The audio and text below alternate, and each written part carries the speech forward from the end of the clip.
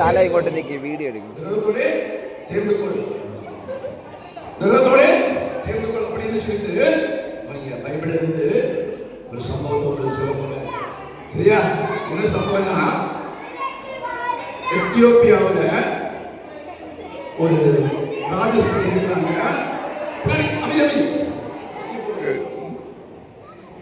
உங்களே பார்த்துக்கலாம். எத்தியோப்பியால ஒரு ராஜஸ்தான் இருக்கிறாங்க. ராஜஸ்திரிக்கு மந்திரி, அவன் பேர் கந்தார் என்கிற மந்திரி. கந்தார் என்கிற ராஜஸ்திரிக்க மந்திரி என்ன பண்ணாரு, அப்படியே அங்க பிரயாணப்பட்டு காசா அவர் தேவதூதன் சொல்றாரு, தேவதூதன் நினைச்சாரு பிரிப்பிட சொல்றாரு, நீ நேரம் என்ன பண்ணு, காசால இருந்து எருசலேமுக்கு போற வனாந்தர மார்க்கமாய் போ அப்படின்னு சொன்னார். இப்பொழுது ஆவியானவருடைய டைரக்ஷன் படி தேவதூதன் சொன்னது போல இந்த பிலிப்பு என்பவன் அந்த நாட்களில் தீக்கன்மார் சபையில முக்கிய பொறுப்பாளர் செயல்பட்டது போல செயல்பட்டவர். இவர் வந்து உடனே போறாரு. எங்க போறாரு? காசாவிலிருந்து எருசலேமுக்கு போறாரு. போறா அந்த வழியில தான் பாத்தீங்களா, குதிரையில எத்தியோப்பிய மந்திரி வராரு. அந்த எத்தியோப்பியாவோட ராஜஸ்திரிக்கு பிரதானமான மந்திரி. அவருடைய உடமைகளை எல்லாம் உடமைகளை எல்லாம் பாதுகாக்கக்கூடிய நல்ல முக்கிய பொறுப்புள்ள பிரதான மந்திரி வராரு. அவங்க சொல்றாரு, பிலிப்பு நீ இந்த மந்திரியில போய் சேர்ந்துட்டா, அந்த மரத்தில் இடத்துல அவரோட போய் சேர்ந்து போய். அப்ப பிலிப்பு அப்படியே போறாரு. பிலிப்பு அப்படியே போறாரு. அங்க அந்த மந்திரி அந்த இடத்துல மேல உட்கார்ந்துட்டு நினைச்சாரு, பைபிளை எடுத்து வாசிக்கிட்டு இருக்கிறாரு. என்ன போய் தெரியுமா, ஏசாயா தீர்க்கதரிசி அந்த எழுதின புத்தகம், அந்த புத்தகத்தை அதுல ஒரு பகுதியை வாசிக்கிட்டே இருக்கிறாரு. அதுல வாசிக்கிட்டு என்ன போய் தெரியுமா, அவர் அடிக்கப்படுகிற ஆட்டை போல கொண்டு போகப்பட்டார். மயிர் கத்திரி இருக்கிறவனுக்கு மயிர் கத்திரிப்பாங்க, ஆடு தெரியுமா, மயிரெல்லாம் கட் பண்ணுவாங்க, அப்ப ஆடு அமைதியா இருக்கும். அதே போல மயிர் கத்திரனுக்கு கொண்டு போகப்படுகிற ஆட்டை போல இயேசு வாயை திறவாமல் இருந்தார். அவரு நினைச்சாரு இந்த ஜனங்களுக்காக தன்னை கொடுத்தார். அப்புறம் அவர் பேசவில்லை, நிலமும் பண்ணி பார்த்தாங்க, அவர் மௌனமாய் இருந்தார் அப்படின்னு சொல்லி அந்த வசனத்தை வாசித்து இருக்கிறாரு. இவனுக்கு நடிச்சது ஒண்ணுமே புரியல.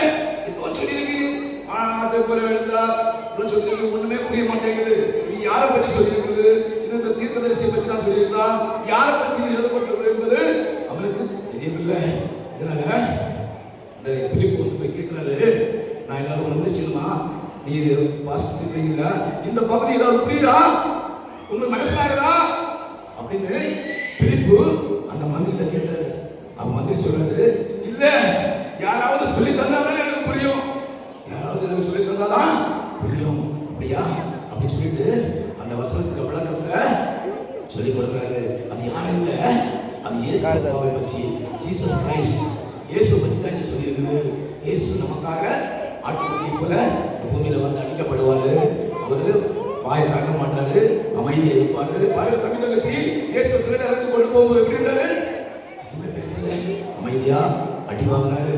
அப்படியே முள்முடி சொன்னாங்க இல்லையா, அடி வாங்கினாரு, அமைதியா ஆட்டுக்குட்டியை போக இருந்தாரு. சரி புரிஞ்சிச்சு. அப்படியே பேசி பேசி பேசி பேசி பேசி பேசி அப்படியே அங்க டச்சு டச்சு தூரம் பெற்றுக்கு தூரம் கூடவே ஏறி உட்கார்ந்து இல்ல அவர் சொல்றாரு, நீங்க ஏறி உட்கார்ந்து ஏன் கூட வாங்க சொல்லிட்டு இப்படி போய் ஏறி உட்கார வச்சுட்டு பேசிட்டே போறாங்க. அப்படியே அவங்க ராஜ்யத்தை பற்றியும் அந்த ஆணுடைய மகிமை பற்றியும் அந்த காரியங்களை நினைச்சாரு விளக்கி சொல்லி கொடுத்துட்டு இருக்கிறாரு. திடீர்னு தண்ணி தண்ணி போகுது, பயங்கரமான ஒரு ஏரி மாதிரி ஆறு பக்கத்துல உங்களுக்கு ஆறு தண்ணி. எந்த ஆறு இருக்கு பக்கத்துல? உங்களுக்கு ஒரு பக்கத்துல எந்த ஆறு இருக்கு? குளம் இருக்கா? குளம் இங்கதான் குளம். இந்த மாதிரி ஒரு பெரிய தண்ணி போகுதுன்னு சொல்றாரு.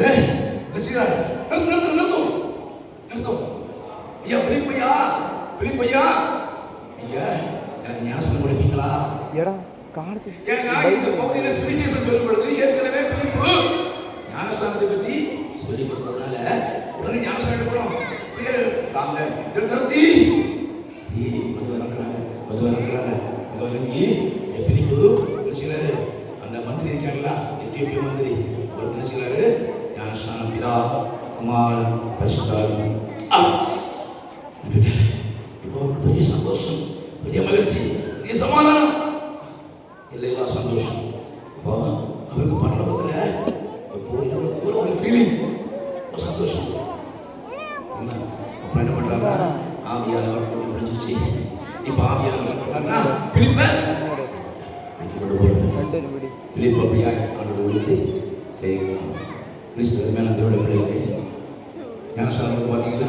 சரி, இப்போ இதுல நல்லா கவனிங்க, வசனம் மனப்பாட வசனம். இப்போ இதுல 4 காரியம், இந்த சம்பவத்துல நமக்கு 4 காரியம். Who is God?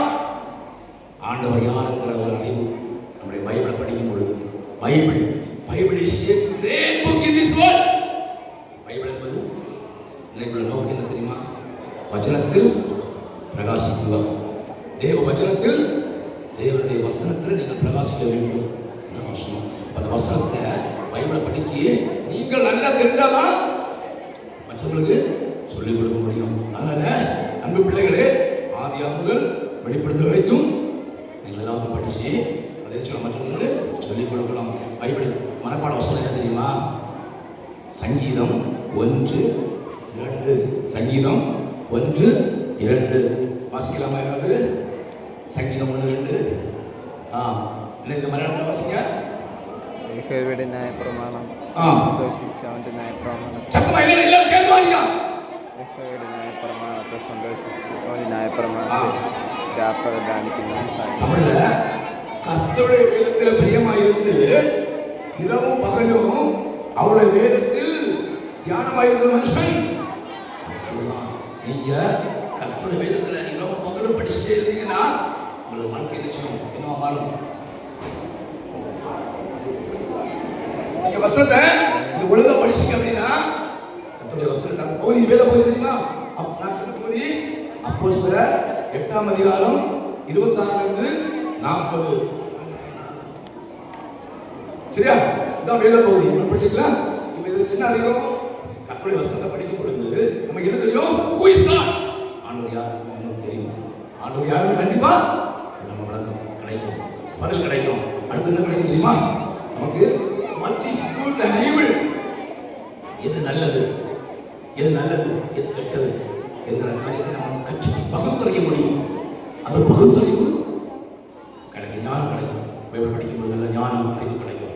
எது குட், எது ஈவில். அது மட்டும் இல்ல, what is right, எது சரியானது, எது தவறு, எது சரி, எது நம்ம செய்த தவறு கரெக்ட் அப்படிங்கிற ஒரு தெளிவை நம்ம கொடுக்கும். எது வேத வசனம். அடுத்தது வேத வசனம் நம்முடைய ஸ்ட்ரென்தன்ஸ், நம்முடைய வீக். அதாவது எப்பெல்லாம் நம்ம வந்து விரைவிலப்படுறோமோ, நோய்படுறோமோ, கஷ்டப்படுறோமோ, அப்ப எல்லாம் இந்த வசனத்தை படிச்சீங்கன்னா உங்களுக்கு அது விரைவில் கொண்டு வரும். பவர், வசந்த பவர் இருக்கு. இயேசு வார்த்தை சொன்ன உடனே தான் திருநாள் நீங்கள் வந்து இல்லையா வசனத்துல. சரியா? சரி, இந்த பைபிளை பற்றி ஒரு ஒன்று சொல்றேன். பைபிள் எப்போ பிரிண்ட் ஆச்சு தெரியுமா? 1400 கிபி 1454 பைபிள் பிரிண்ட் ஆச்சு. முதல் பிரிண்டிங் மிஷின் கண்டுபிடிக்கிறாங்க. அந்த பிரிண்டிங் மிஷின் கண்டுபிடிக்கும் பொழுது பைபிள் தான் முதல் பேஜ் பண்ணாங்க. பைபிள். இந்த பைபிள்ல மொத்தம் 40 பேர் எழுதினாங்க. பைபிளை எழுதினாங்க 40 பேர் எழுதினாங்க. அவங்க பரிசுத்த ஆவியில் எழுதினாங்க. அது 40 பேரும் 1600 வருஷம். பழைய ஏற்பாடு 1500, புதிய ஏற்பாடு மொத்தம் 1600 வருஷமா இந்த பைபிள் எழுதினாங்க. இவ்வளவு வருஷம் இவ்வளவு பேர் எழுதினாலும் ஒரே ஆவியானவர். சரிங்களா? இந்த பைபிள் மொத்தம் 66 ஆகமம் இருக்குது. பழைய ஏற்பாடு 39, ஏற்பாடு 27, மொத்தம் 31,101 வசனம் இருக்குது. மொத்தம் 31,101 வசனம் இருக்குது.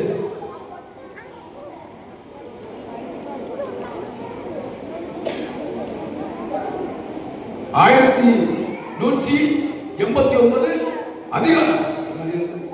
1189 அதிகாரம். சரியா? இன்னும் பைபிள்ல நீங்க ஒரு சோத்தியம் கொடுக்குறாங்க. கொஸ்டின் நாளை வரும்போது பைபிள்ல பெரிய வசனம் எது, பைபிள்ல சின்ன வசனம் எது கண்டுபிடிச்சிருக்கலாமா? பைபிள் വലിய புதிய வசனம் இது. அடுத்த பைபிள்ல நடுவில் இருக்கிற வசனம், நடுவில் இருக்கிற வசனம் கண்டுபிடிச்சிருக்காங்க இல்லையா? தமிழை வைக்கிறீங்க. இங்க பைபிள் படிக்கும் போது என்ன இருக்கு? நீங்க செய்வதெல்லாம் வாய்ப்பு. பார்க்கலாமா?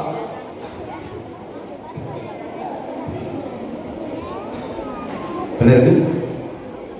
லாக்காயிருக்கா? லாக்காயிருக்கல? நீங்க பைபிளை ஒழுங்கா படிச்சீங்களா? கர்த்தருடைய வசனத்தில் பிரகாசித்தால், கர்த்தருடைய வசனத்தை நீங்கள் கை கொண்டு வாசிக்க மட்டும் இல்லை, வாய்க்கிற மட்டும் இல்லை, தியானிக்கணும். தியானிக்க மட்டும் இல்லை, அதை கை கொண்டு மட்டும் இல்லை, மற்றவங்களுக்கு சொல்லணும். பார்த்தீங்களா? அந்த பிலிப்பு சொன்னார் பார்த்தீங்களா? அந்த எத்தியோப்பிய மந்திரிக்கு சொன்னார் இல்லையா? சொல்லி நினைச்சாரு ஞானஸ்நானம் பரலோகத்துக்கு அவசியம் மாறினார். அந்த காரணம் பைபிள் படிச்சவங்க. நீங்களும் கர்த்தருடைய வசனத்தை படிச்சீங்கன்னா கண்டிப்பா பாருங்க, இது கட்டப்பட்டிருக்கு இல்லையா? எடுக்க முடியுமா?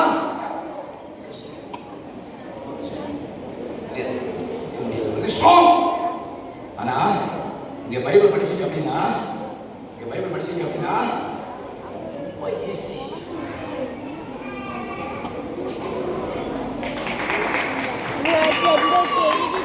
நீங்கள் வேதத்தை கற்றுக்கொண்டீங்கன்னா, ஒழுங்கா படிச்சா என்ன காரியம் செய்யறது வாய்ப்பு.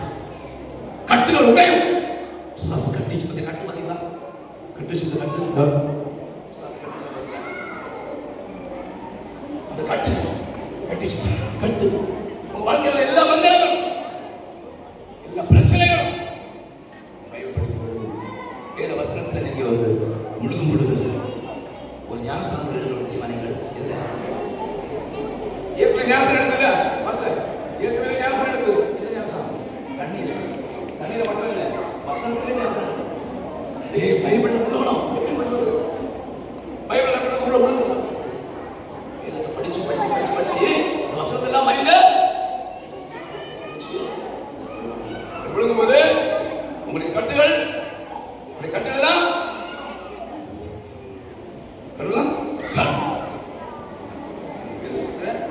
எல்லா பிரச்சனையும் சால்வ். இல்லையா? ஜெபிக்கலாமா? ஜெபிக்குமா? உங்களோட நிகழ்ச்சி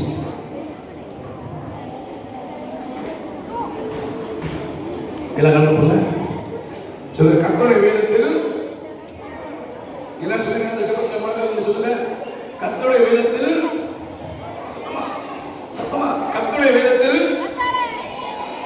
பிரியமா இருந்து ரொம்ப ஆசை. சும்மா படிக்க கூடாது. டீச்சர் சொல்றாங்க அப்படி படிக்க கூடாது.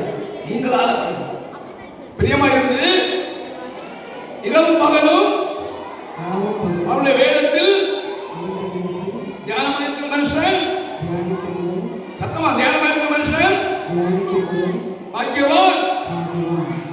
But his